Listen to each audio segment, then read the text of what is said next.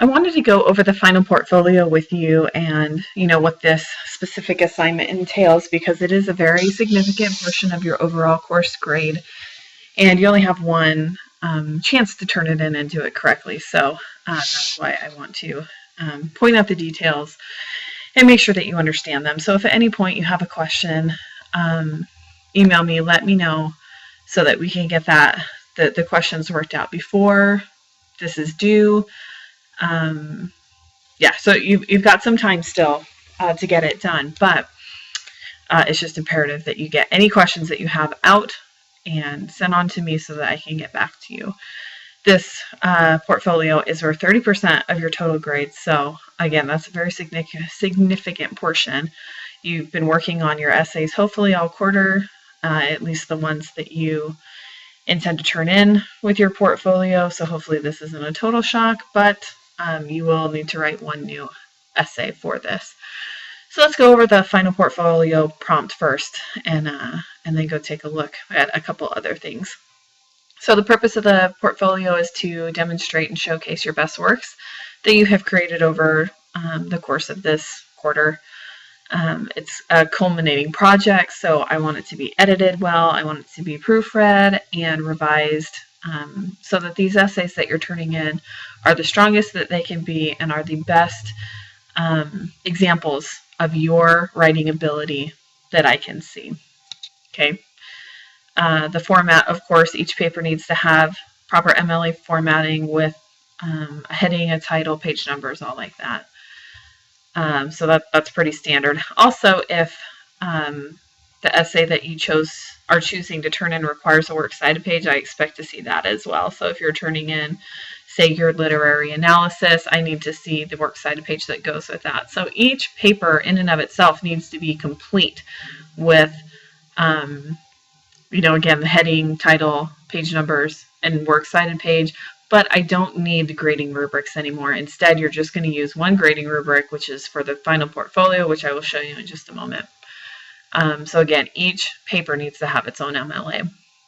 So the assignment itself is to revise and edit 2 of the 4 essays that you worked on already this quarter. They were your narrative, your expository, your compare and contrast essay, and your literary analysis. These are the papers that you completed an outline for and then turned into me for a grade. So you are only choosing 2 of them. So if you want to use your narrative and your analysis, that's fine, any combination, but you have to have 2, and they need to be, again, your strongest examples of your skills as a writer. In addition to these 2 essays, you are going to write a reflection essay. So your final portfolio will consist of 3 papers total. The first one I see needs to be your reflection essay, and then the 2 of your choice. Each one needs to be have its own title, again, so that I will be able to see which is which. And each paper needs to meet the standards of its own prompt and rubric. So if I look at your literary analysis, I need to see everything that you previously had been assigned, if that makes sense. So I'm grading your literary analysis in terms of the literary analysis prompt and rubric. I will grade your narrative according to the narrative's prompt and rubric. So you need to meet the standards of each essay that's already been outlined. And of course, your reflection essay will have its own prompt and rubric that you need to follow as well. So you need to make sure that you compile all of these papers, all 3 of them, again, a reflection essay and 2 of your choice, into one Word document to be uploaded to the Dropbox. If you turn them in separately, you're going to get a 0. So don't do that. You want to make sure that they are compiled into one document, 3 essays put together in one. Your audience for each essay is determined by the prompt. So if you forget or need clarification on that, go to each assignment's prompt and make sure that your audience lines up as well as every element of your paper. Your portfolio will be worth 100 points total, and then it'll be graded according to the following rubric.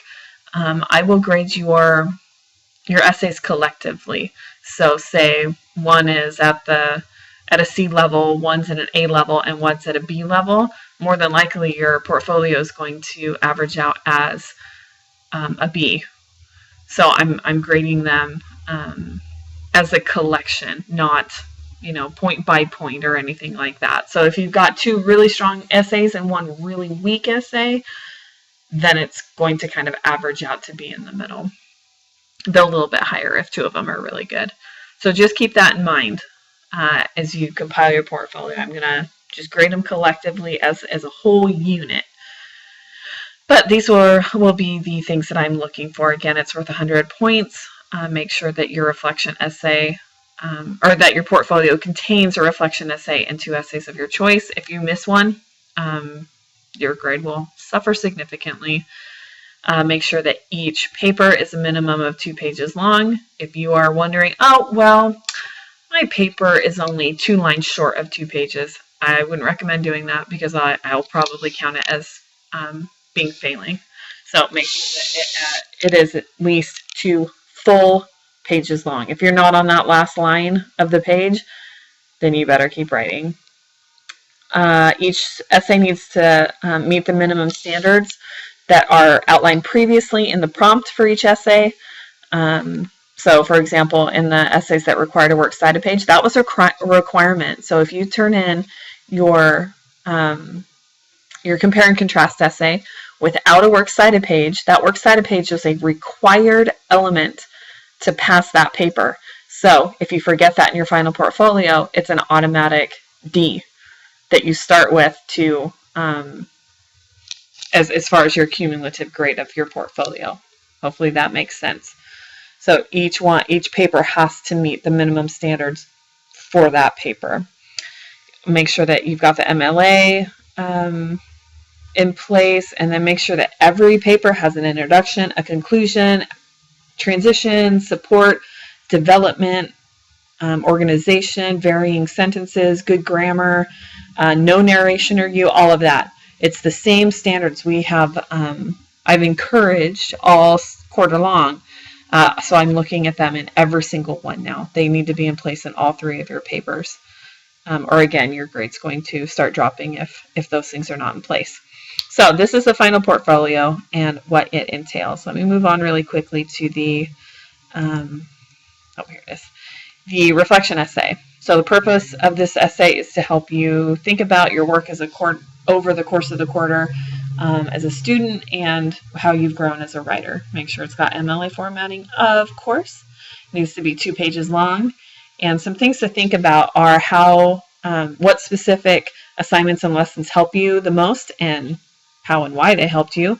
Think about what strengths you gained this quarter. Think about what you still have to improve on or what weaknesses you still see within yourself, as well as what you intend to keep improving in yourself. You don't have to touch on all of these. Make sure that each body paragraph has a main point, but what those main points are is up to you. Just make sure that you use specific examples from your experience over the course of the quarter to support your reflection. That's how you're going to support and develop, is through specific examples and elements of the course that have helped you. Take special note that this essay is not to evaluate me as your instructor. It's, or the course even. It is a chance for you to think about yourself and how you've grown, how far you've come, what you've gained, things like that. So it has nothing to do with me and nothing to do with the class itself. This is you. What have you done and where do you have left to go? I'm your audience for this essay, so prove to me that you've improved in these areas. Really show me through those specific examples that you use. In terms of assessment, you're not going to get individual points for this. Oh, I should have taken this off. I apologize. So it's not worth 50 points. It's just a part of your final portfolio. And if you don't put your reflection essay in your portfolio will just get a 0. So make sure that you include this essay at the very beginning of your paper, or your portfolio, excuse me. This is the first paper I see. All right. Everything's standard. Introduction, need a thesis statement, topic sentences, support and development, organization, conclusion. Everything is outlined here, but again, it's nothing new. It's the same stuff that you've been covering all quarter long. So this is what it'll look like. I kind of compiled a quick example. I don't actually have papers here, but this is what it's going to look like. I don't care if your page numbers go through your entire portfolio starting on the first page. That's fine. I just want to see that you know how to do correct MLA page numbers. here's the final portfolio grading rubric so that I can make comments on it and get it back to you. And so that's obviously on the first page. Here's your first paper, your reflection. Please don't use this as your title. It's just showing you that that's what this essay needs to be. Have a fun and creative title. Then your second paper will be one of your choice. Again, don't use this as your title. Create your own. And then a third paper. The second one of your choice, but the third overall. All right, so it's pretty straightforward, I hope. I hope I've outlined everything that you need to do and all that I'm expecting of you. But again, this is worth a lot of your grade. So if you have any questions, do not hesitate to ask. Don't let your grade suffer significantly because you didn't want to ask me a question. If something's not as clear as it could be, point it out, let me know, and I will try to clarify that for you. So best of luck. This is what you've been working toward all quarter long. So prove to me, you know, how amazing you are and how far you've come and where you've grown. Yeah, so this is it. So do some good work and let me know how I can help.